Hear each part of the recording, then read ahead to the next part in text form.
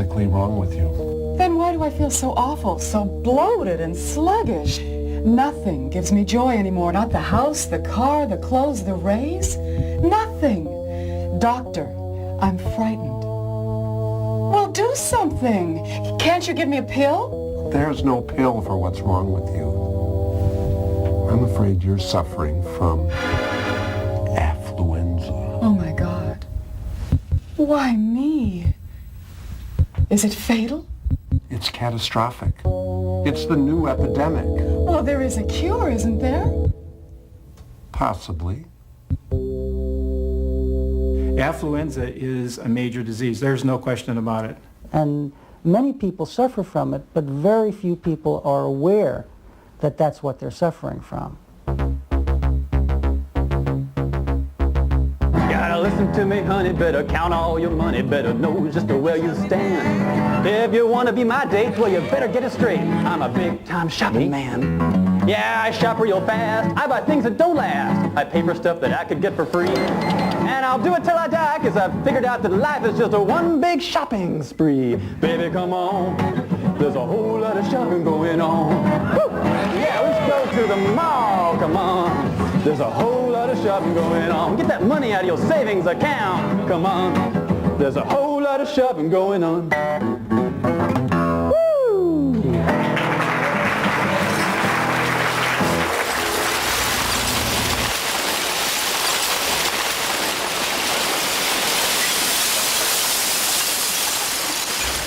Hi, I'm Scott Simon. Are you spending more now but enjoying it less? Millions of Americans apparently are. We're filling our lives with things and then telling public opinion pollsters and clergy and psychiatrists and friends that we feel empty inside. Never before, it seems, has so much meant so little to so many. There's a universal feeling in this nation that we've become too materialistic, too greedy, too selfish, too self-absorbed, and that we need to bring back into balance the enduring values that have guided this country over generations. Some call the affliction affluenza. Untreated, it can cause permanent discontent. Affluenza's costs and consequences for us, for our families and communities, for future generations, and the earth itself are immense, though often concealed. We human beings, especially in this century, have been producing and consuming at a rate that far exceeds the ability of the planet to either absorb our pollution or replenish the stock. It's going to hurt a bit. Affluenza can be cured, but the virus is very contagious. Why now, pay later? And it's been spreading for quite a while. I want a Corvette. I want a Pontiac too. Let's go all out and buy a Cadillac too. I can hardly wait for this dream to come true. Are you old enough to remember the 50s, that golden age of prosperity following the Second World War? It's a great life, eh, Bob? And tomorrow will be even better for you and for all the people.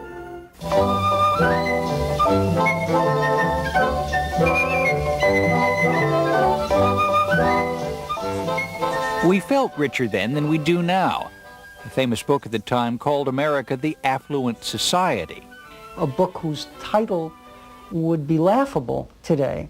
People would reject it, even though we have actually, in terms of gross national product and so forth, more than twice as much. Everybody's home has got twice as much stuff in it. Back in 1958, only 4% of American homes had dishwashers. Now more than half do. Less than 1% had color televisions. Now it's 97%. And there were no microwaves, VCRs, or personal computers. Four-car garage is probably because of storage. You never have enough storage. And so, you never have enough garages. Never enough. So much stuff. So little space. Even though the average new house has grown larger every decade. Now many new homes have three-car garages, nearly 900 square feet of garage space alone, which is almost the size of an entire home in the 50s. Oh, darling, it's going to be just perfect. You're about about to enter a beautiful, exciting, wonderful new world. The world of 1960. A wonderful new world of Ford. In that gilded new world, hardly any new cars had air conditioning. Today, more than 90% do. Economy cars now offer more features than luxury cars did then. Color's important. I don't worry too much about gas mileage at all. It's not something that I look at. A lot of money. Yes, it is. Today's hottest selling cars are expensive, gas-hungry sport utility vehicles. A lot of people, it's a status symbol, so they're willing to spend the $30,000 to $40,000 to drive one of these vehicles. Yes, fun to see, fun to drive, fun to buy. The new Chevrolet. Just as they did in the 50s, new cars still help us keep up with the Joneses. But these days we find it more appealing to fly. We fly 25 times as much as we did then. Sometimes we fly just to shop. Don't just stand there, give me your credit card. Well, those East Coast stores really knock me out. They leave the West behind. Potomac Mills attracts more visitors than any other site in Virginia. This shopping mall is such a popular tourist destination, airlines offer excursion flights here from distant cities. And where are you from? Dallas area. Potomac Mills is a discount supermall divided into what are euphemistically called neighborhoods. Shopping malls have really become the centers of many communities. Children, as well as adults, see a shopping center as just the natural destination to fill a bored life. 70% of us visit malls each week, more than attend churches or synagogues. On average, we shop 6 hours a week and spend only 40 minutes playing with our children. You shop, spend money, what else matters? It's a happy-go-spending world, reflected in the windows of the suburban shopping centers where they go to buy. By 1987, America had more shopping malls than high schools. 950 mugs that were... Few mall shoppers come with any intention of purchasing a particular product. Most buy largely on impulse. Oh, party snacks. As this old sales training film suggests, that's no accident. And here's that most important store decision of all, the impulse purchase. To make people hungry for as many things as possible. Hungry enough to buy a lot more than they plan to. Buy the half-price dress. The cocktail party will come. Have you been to Potomac Mills this month? It was an ingratiatingly clever ad campaign that first lured me to Potomac Mills Mall. Shopping is therapy. Listen to that little voice in your head. Shop, shop, shop, shop. You can buy happiness. Just don't pay retail for it. But even wholesale, the price is higher than most of us seem able to afford. In fact, the percentage of Americans calling themselves very happy reached its highest point back in 1957.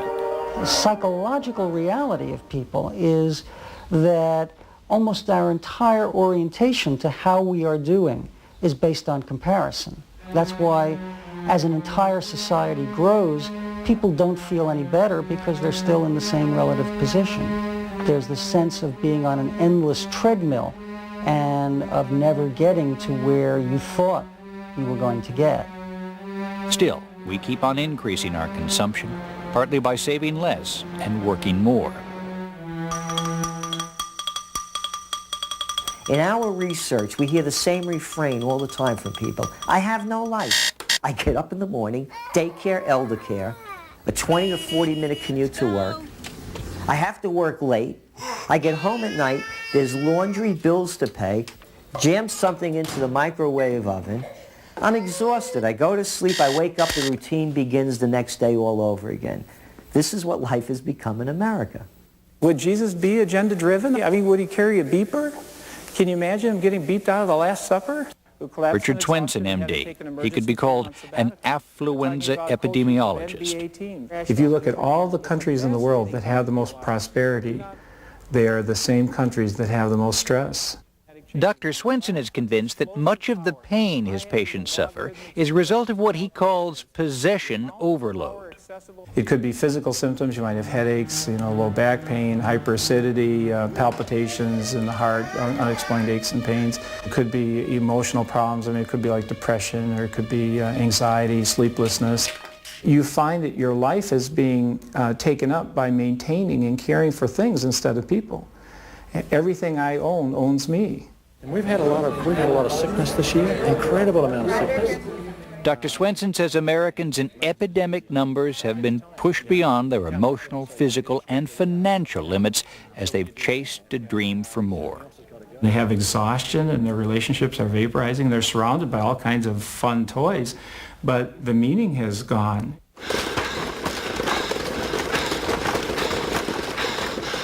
The secret to a good relationship can be found in new strawberry kiwi jello. New improved Trident. Giant slices. Nourish the furniture you love. The stuff dreams are made of. By the age of 20, the average American has seen 1 million commercial messages. APR 22.65% for best rate. Ads are everywhere. If you get the feeling that there's a lot more advertising around than there was when you were a kid, it's not your imagination. Advertising accounts for 2/3 of the space in our newspapers and 40% of our mail. America spends $1 billion a year on billboards alone. The extreme is the billboard that was proposed for outer space that would project logos that would look about the size of the moon, visible to practically everybody on Earth. You got a big future ahead of you, kid. You're going to be asked to endorse products. On average, each of us will spend 1 full year of our lives watching TV commercials. Advertising encourages us to meet non-material needs through material ends. It tells us to buy their product because we'll be loved, we'll be accepted.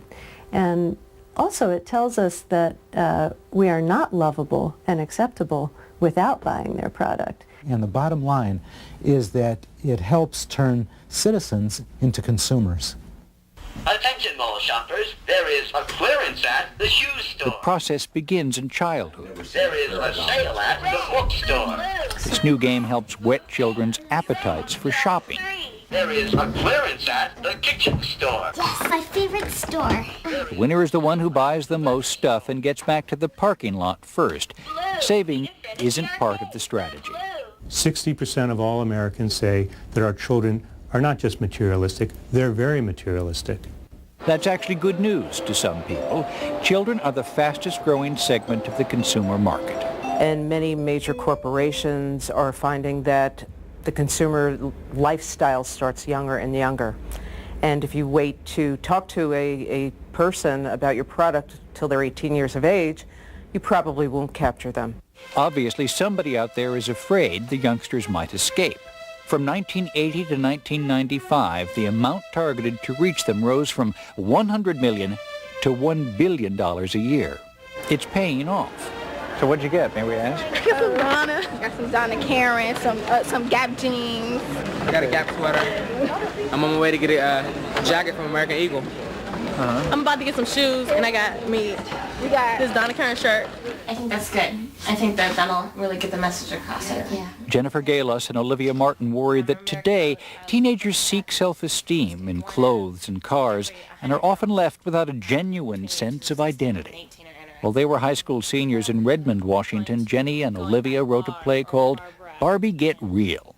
Hey, you're wearing new eyeshadow, aren't you? It looks great. Thanks.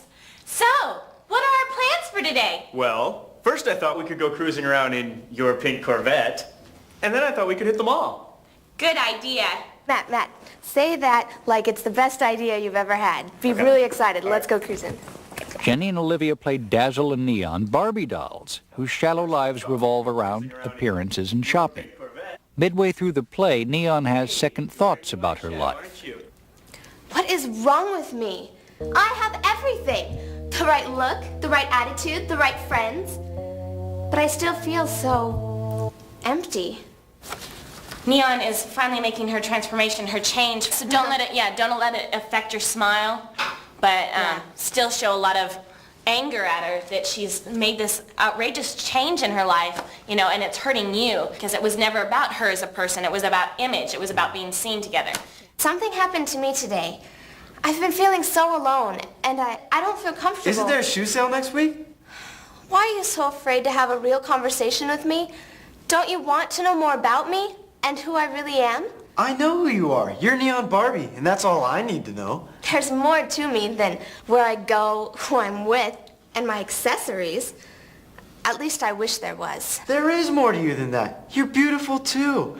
You drive a great car. You live in a beautiful dream house, complete with your own Barbie bubbling spa. And you're dating me. What else is there? I'm hollow inside. Neon, get a hold of yourself. There are people here. So, how was your date? Olivia and Jenny began to question the American consumer way of life after a trip to Mexico. Just the way they live down there is so harsh. They barely have enough food, enough clothes, but they were so giving. And loving and happy people despite what they had. And you don't see that very many places in America. The kids in our high school take everything for granted. They think that they deserve it, that they think that somehow they've earned it and the world owes it to them. And, you know, they'll just take and they won't give anything back. And our society's just going to crumble if we don't have people that give. After performing Barbie Get Real, Jenny and Olivia gave all the money they made to Habitat for Humanity, which builds housing for the poor. They won a national award for their play, but in the marketplace of ideas, they face stiff competition. Kids love advertising. It's a gift. It's something they want. There's something to be said, by the way, about being there first and about branding children and owning them in that way. It's called Kid Power, but it's really about selling things to kids. In boys' advertising, it is an aggressive play pattern. It is. At conferences like this, marketers discuss the latest strategies for reaching children. An antisocial behavior in pursuit of a product is a good thing. Experts have learned a little since the early days of marketing research. Sociologists, psychologists, and students of behaviorism find in the teenage girl of today a stimulating and almost limitless field of study, but one in which they are lost without expert guidance. We are endeavoring to evaluate the teenage American girl in terms of her likes and dislikes. What are teenage clothes? What are your group's social habits? Over the course of the past 10 or 15 years, there's been a great boom in kids' research and kids' marketing. We're going into store aisles and watching them shop with their parents. We're going to their homes, sitting down in the kitchen, sitting in their bedrooms to see how they decorate their rooms. And we're giving them the opportunity or empowering them to be the experts and tell us how they feel. So kids, get it now. Ask your parents to use their credit cards and call 1-800-BUY-MORE. I love you, Dad. Can I have this toy? No. Oh, just a second. Mom, can I get this toy I saw on TV? Gabe, we can't have everything we want. You just don't want me to be happy. My name's Mr. Smith. That's right, Mr. Smith. It's 48510.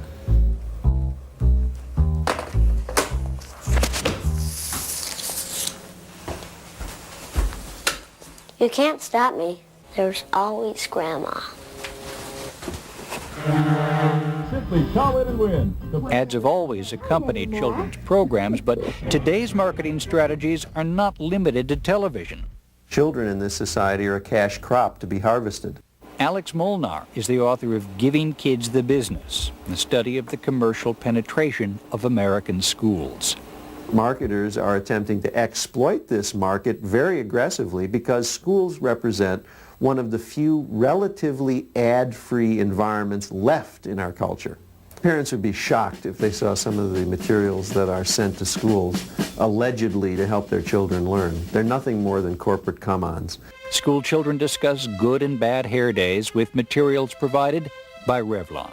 They study geothermal energy by eating Gushers fruit snacks. It is laughable on its face that corporate executives who go around thumping the tub for world-class academic standards sign off on programs that would seriously propose that children should learn the history of Tootsie Rolls.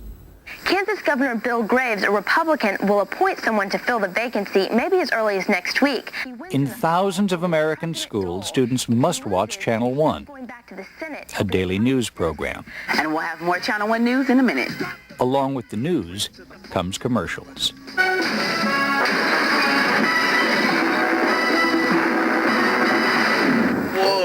Companies pay up to $200,000 to place a single ad on Channel 1 because they're promised a captive audience of millions of children. Now, commercials are entering America's schools in other ways. You're not on our bus! At North Junior High School, they call this the 7-Up bus. It's one of several in the city of Colorado Springs which have ads painted boldly on their sides. No one else had ever put ads on the sides of school buses. We were the first ones that had ever done it. Colorado Springs is a prosperous, rapidly growing city, but for years the schools here have been victims of affluenza. People tend to say, well, I'll buy a boat instead of giving money to the schools. As a matter of fact, the school levy has not passed here for capital since 1972 and for operations since 1969. School Superintendent Kenneth Burnley turned to advertisers to increase revenues. At Wasson High School, most of the ads are for the snack foods that students are warned against in their health classes.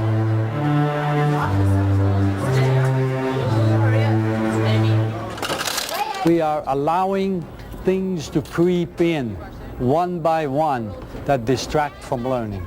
I think there is a great deal more emphasis by students on materialism. I'm afraid the way our nation's going, we are becoming preoccupied with material things at the expense of our children. Do you feel like if you're not wearing the latest, the best, that would hurt your self-esteem or you would be put down? I do. It's like if you wear something generic and you're walking down the halls, you feel like everybody's looking at you. You notice everybody else wearing Nike and famous stuff. So it is it's a big deal. Yeah. Of course, many young Americans are adopting consumerism as their credo. So many of the adults they see are already in above their heads. The wedding was so good we almost have it paid off. And that's where the whole ball started rolling. We started out thinking pretty much we could finance the world, and we tried, but didn't work. The story of the Addams family of Colorado Springs is one that's become all too familiar throughout America. 18, I got a Mervin's credit card. With that, I managed to get my Visa card, and then Cindy, she managed to get her Visa card, and we ended up with lots of Visa cards to begin with. Keaton and Cindy Addams married in 1990 and soon began buying lots of things for their home, all on credit. Furniture, couches, love seat, end table, coffee tables, entertainment center. What's another $25 a month? I mean, that's the thought process you go through. And then we found ourselves making minimum payments all over the place to the point where we couldn't. And then when we started to get 2 months behind, 3 months behind, the arguments ensued. We started fighting. They were $20,000 in debt. We were screaming divorce. Finally, we just ended up reaching a breaking point. They called on the car. So what'd they say? It could be $600. In 90% of divorce cases, arguments about money play a prominent role.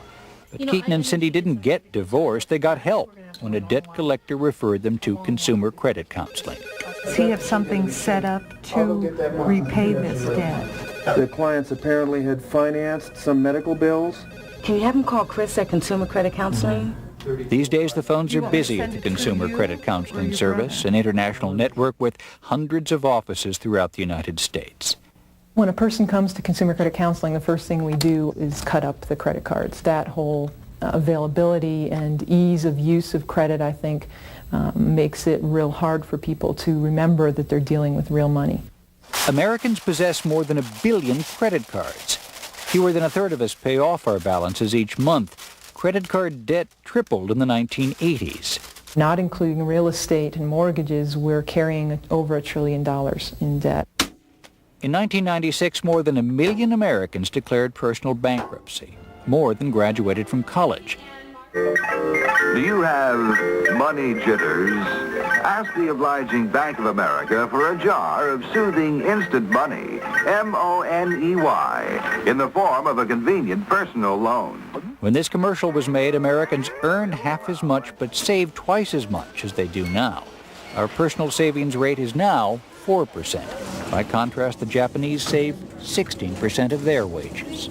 Okay, Still, for Americans, the message to spend even more is incessant. The credit card offers keep coming, with enticements ranging from temporary low rates to frequent flyer miles. Thank you. How are you? Good. Well, it's halfway Each month, Cindy Adams deposits a check at Consumer Credit Counseling to pay off debts. She's learned a hard lesson. It's okay not to have the newest thing, the latest style. Our home doesn't have to be tip-top 90s condition. Lets us focus on other things that are more important than stuff. But Cindy and Keaton still feel caught when they think about their children. Even Brandon at 3 is now going to pick out his 10 favorite things and Mommy, why can't I have it? And that's just the way things are. And that troubles Glenn Stanton of Focus on the Family. The pressure that materialism is bringing to bear on the American family today is woefully underestimated, but it is critically important. Focus on the Family. This is Kathy. May I help you? Founded by Dr. James Dobson, whose radio program reaches millions, Focus on the Family is the largest Christian conservative organization in the United States. The political ideology here is free market capitalism, though not without reservations. The market in a very real sense is hostile to the family. It needs to expand itself. It needs to bring in new consumers. And quite tragically, it brings in new consumers almost at any price. Do we go out after a sale, even pitting child against parent? We would contend that that is too far. Strong families spend time together, but that's less common in our consumer society, even when parents are not working. Mom's upstairs watching a movie on the VCR. Dad is on the internet. Kids are downstairs playing video games. Everybody is connected to something outside of the home, even though they're physically within the home.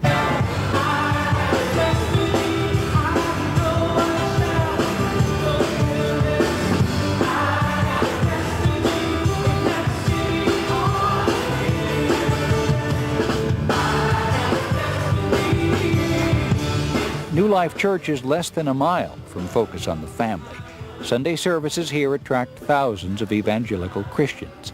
The Bible does not say, buy a new Cadillac every year. It says, keep your lives free from the love of money and be content. Now, the message of our day in our society right now is always, always be discontent. I mean, we have tremendous prosperity in our country right now, and we've never probably had so much discontent. Pastor Ted Haggard, like his neighbors at Focus on the Family, is a free enterprise conservative, but he too feels that consumerism is becoming a poor substitute for family. The majority of people are rushing, trying to get a little bit more. And that's got to stop. Our kids need it, our wives need it, husbands need it, grandma and grandpa need it.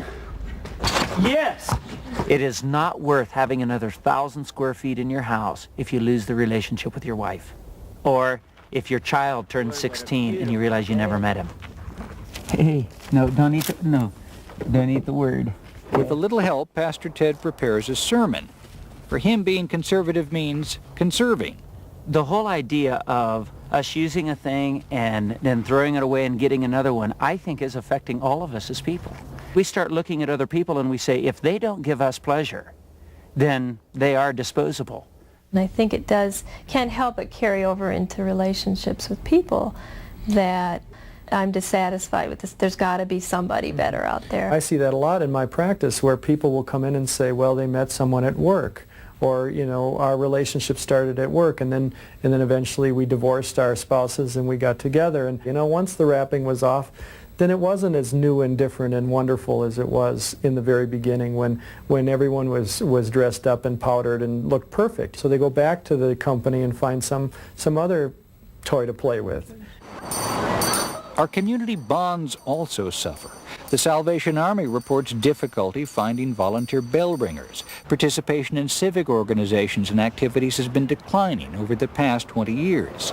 All our attention is being pulled in the wrong direction. In trying to run that rat race, we don't have the time to volunteer down at the soup kitchen, to volunteer at church, to go visit the old folks' home, to pay some time and attention to people who need us. Affluenza affects people across all income barriers. People who have a lot but want more then feel themselves almost empty inside once they get more. And people who want for life's basics but still find themselves almost taunted by glittering embellishments. And in recent years, the gap between the two groups has been growing.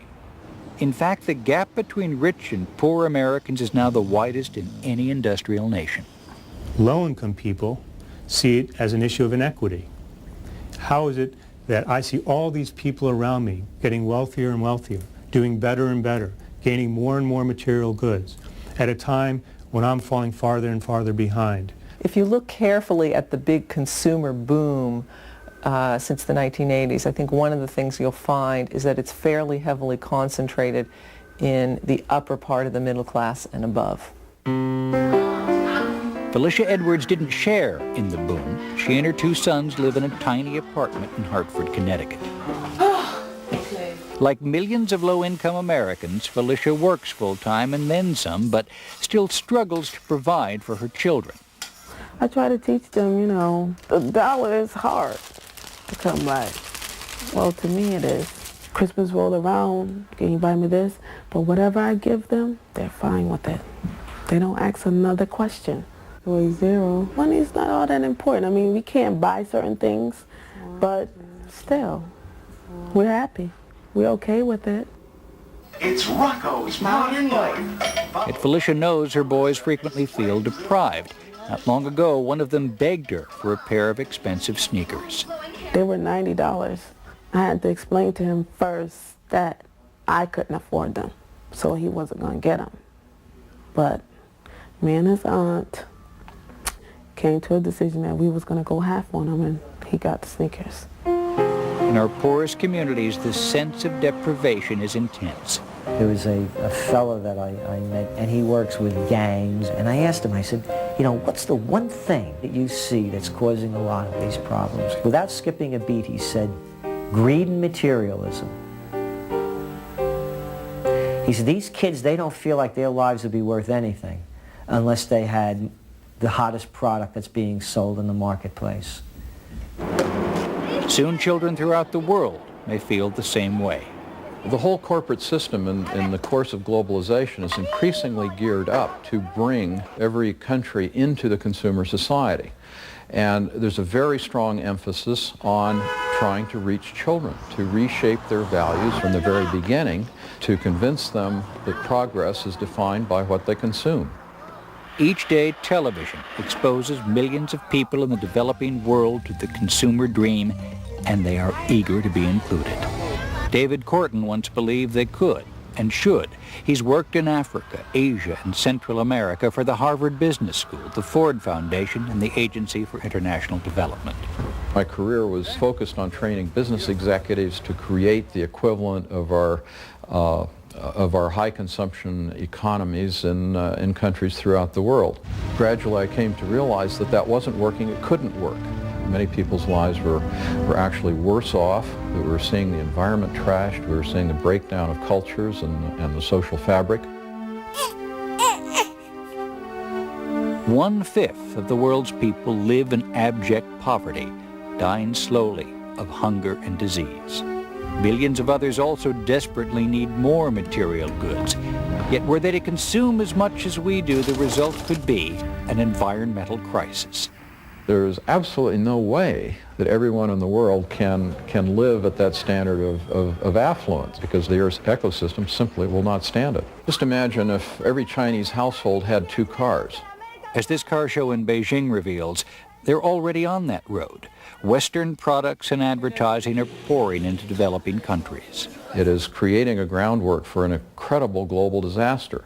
Combined with a population explosion not expected to peak for decades, the consumption boom threatens to devour the world's reserves of oil and other resources within the lifetime of our grandchildren.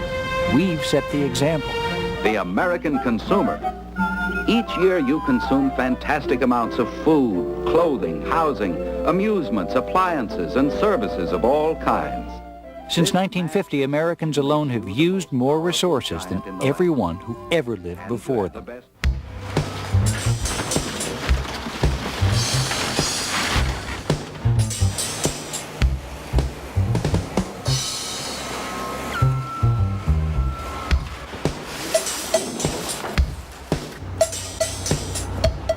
Each of us uses up 20 tons of basic raw materials annually.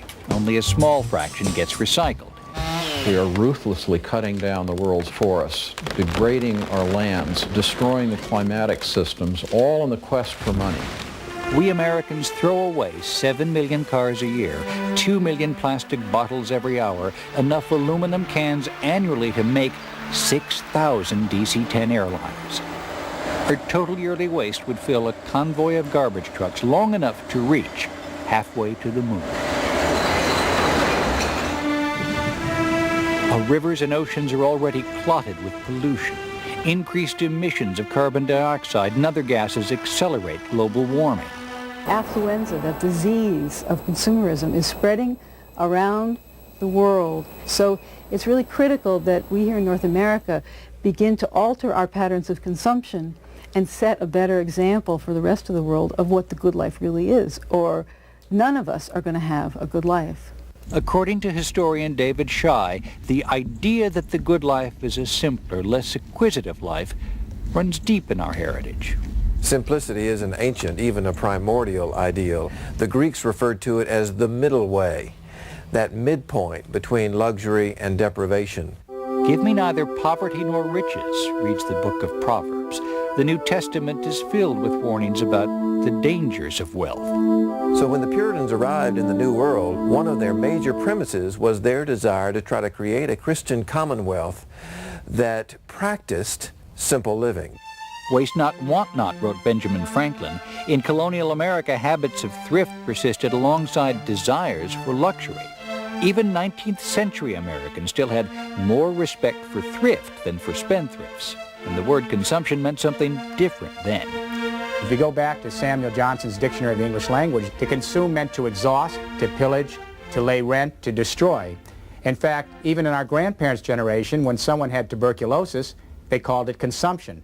So up until this century, to be a consumer was not to be a good thing. It was considered a bad thing.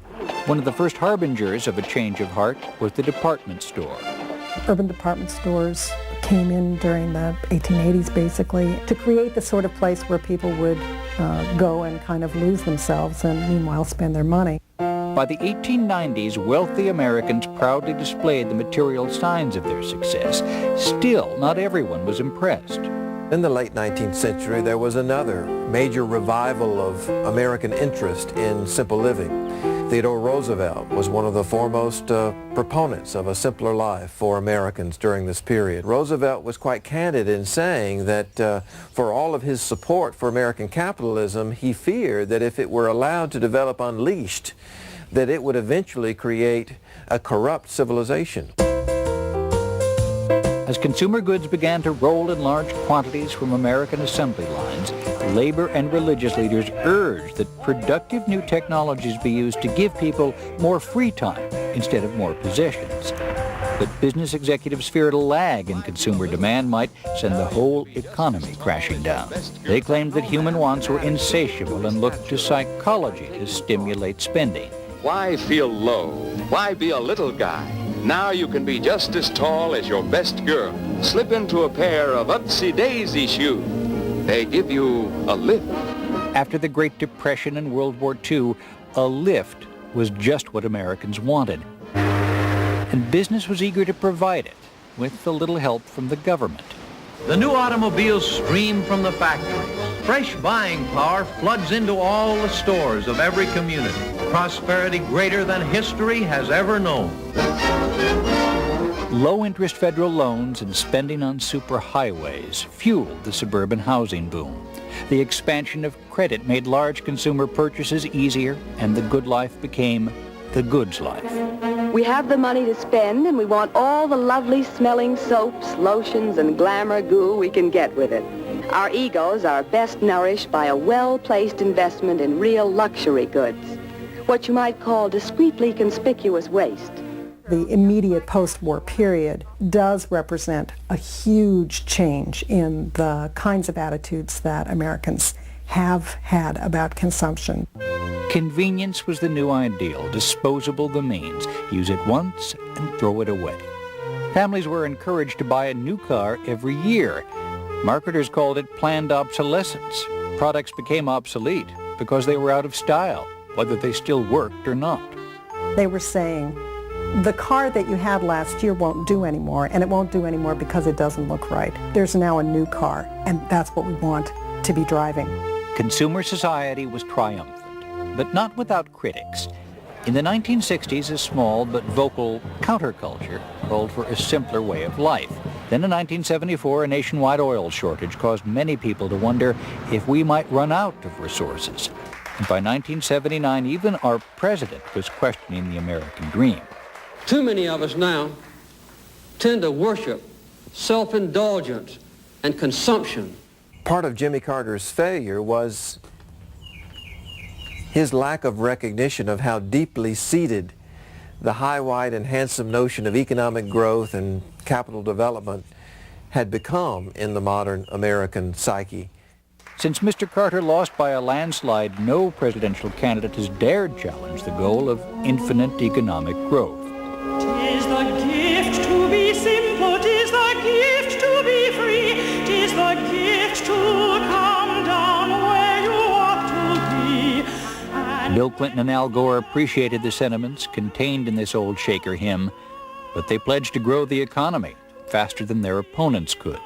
And in Bob Dole and Jack Kemp's opinion, we should aim at doubling the size of the American economy in the next 15 years. When Jack Kemp offered that opinion, his debate opponent, Vice President Gore, never questioned whether it would really be a good idea for Americans to consume twice as much as they do now. Now, I know what you're going to say. This won't hurt, right? Wrong. Ouch. I'm calling my lawyer. Shots sting, but they're supposed to help. Now, there is no shot for affluenza, but help is possible. And if you stay with us, we'll tell you about it after this message.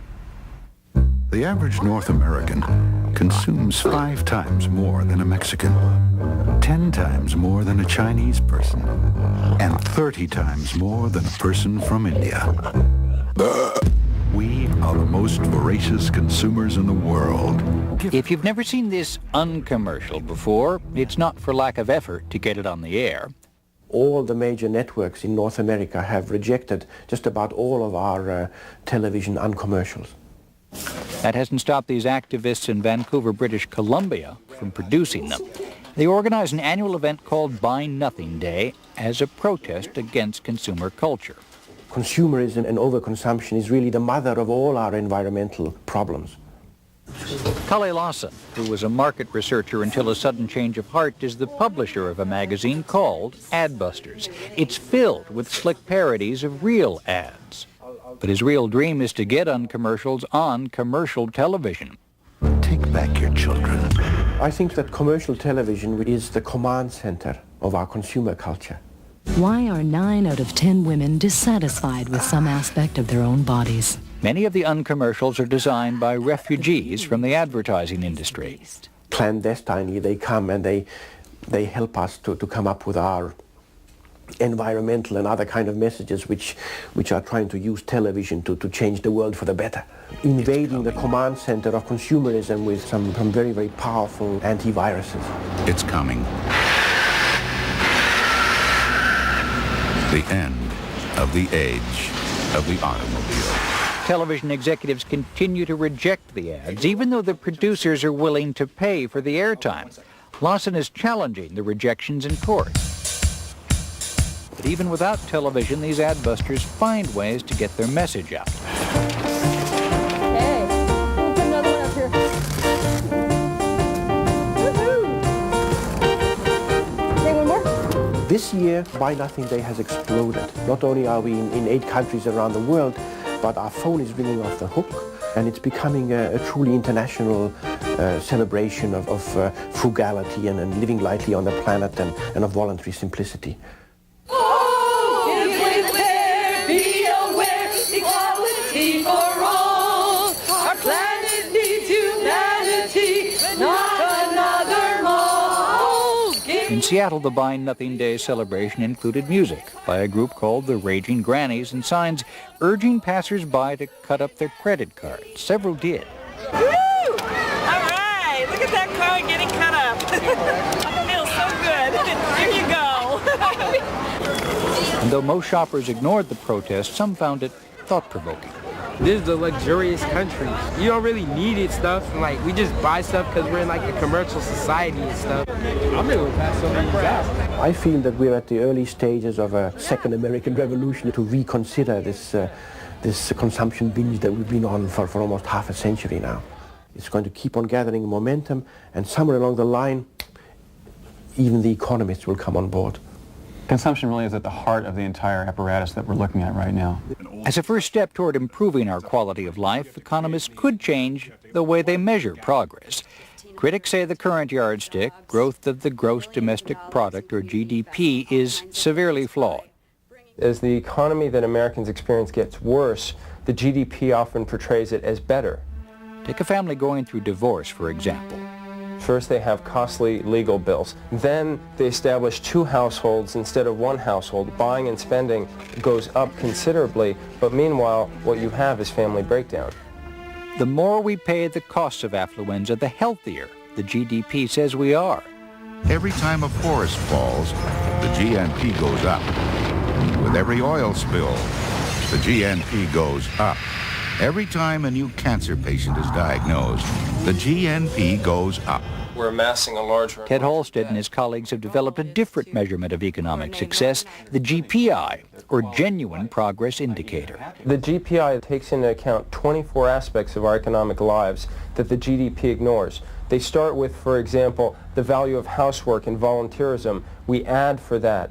We subtract things like the cost of crime, the cost of car accidents, the cost of family breakdown. While GDP continues to rise, the GPI has been falling since 1973.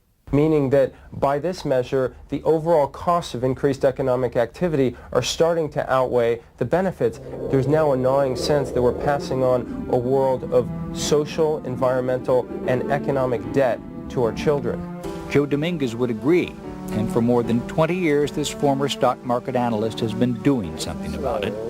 When I was on Wall Street, I saw that people that had more money were not necessarily any happier. They had just as many problems as the folks that lived in my ghetto neighborhood where I grew up.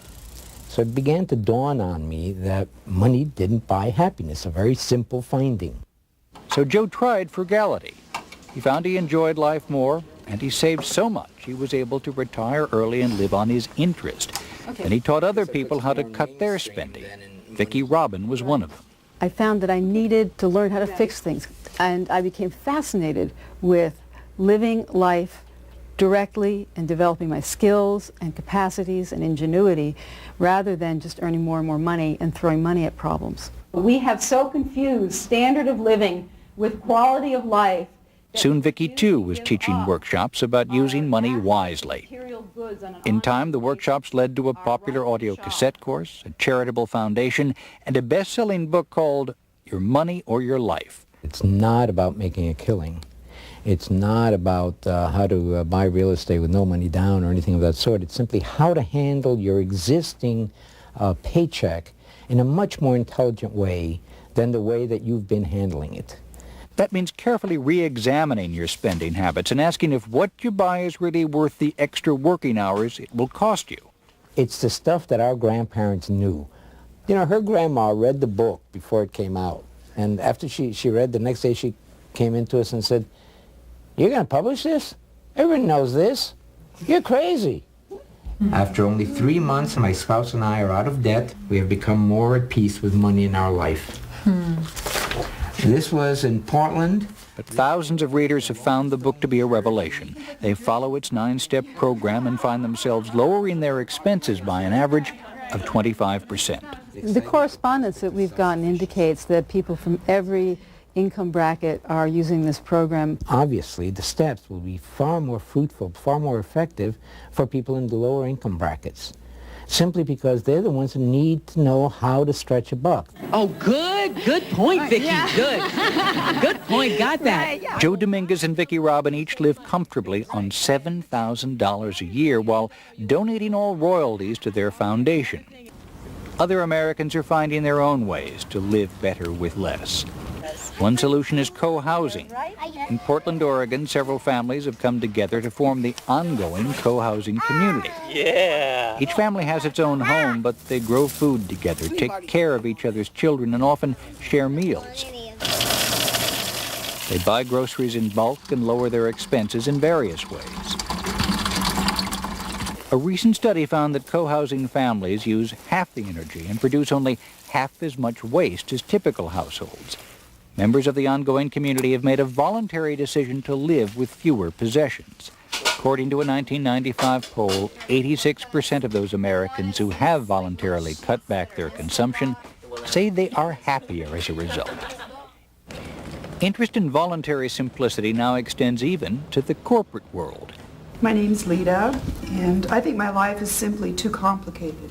My life has become so chaotic, I have trouble sorting things out on a daily basis, and I really thought this might help.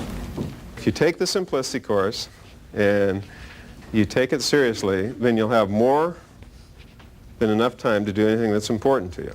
When Dick Roy of the Northwest Earth Institute ran a workshop on voluntary simplicity at Nike's Portland headquarters, 100 people gave up their lunch hour to attend. Nearly all joined long-term study groups hoping to change their lives. Study circles are beginning to develop, newsletters, magazines, internet resources on the computer, and so on, and that is now beginning to create a culture of simplicity, a culture of ecological living. If trend watcher Gerald Salenti is right, it's a culture with growing appeal. In our 17 years of trend tracking, never before have we seen an issue that is gaining such global acceptance as voluntary simplicity. In 1996, we estimate about 5% of the baby boom population are practicing a very strong form of voluntary simplicity. By the year 2000, we estimate that number is going to be up to 15%. They're finding a cure for affluenza. They get rid of their stress, and they say, you know, I like living like this a lot better. How did I live like that before? And it's not just boomers. Salenti sees growing evidence that young Americans are also beginning to rebel against consumerism. Today's teens and preteens are going to be tomorrow's revolutionaries. They're going to be very anti-materialistic. These young activists hope he's right. Telling them, you're stupid, you're ugly, you're not popular, unless you buy this product. And it sickens me. When Youth for Environmental Sanity members from around the world met recently, much of their discussion was about living simply and assuring a future for all generations to come. It need not be a future of deprivation. Studies suggest that the Earth could sustain a standard of living nearly as comfortable as our own for every human being on Earth. But that would demand social as well as personal change. It would mean investing in non-polluting, energy-efficient technologies, producing goods that last longer and require fewer resources, carefully reusing and recycling, rewarding frugality while penalizing waste, narrowing the gap between rich and poor, committing ourselves to economic stability instead of infinite expansion. Your mouth feels clean, your throat refreshed, as cool and as clean as a breath of fresh air. A generation ago, Americans watched ads like this and nobody laughed. Attitudes about smoking have certainly changed. Today, with growing evidence that overconsumption may also be hazardous, it's time perhaps for another attitude adjustment. And what might we gain? Stronger families and communities, shorter working hours and less stress, a better way of life. Think about it.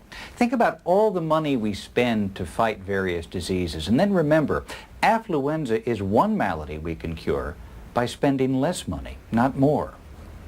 Thanks for being with us. I'm Scott Simon.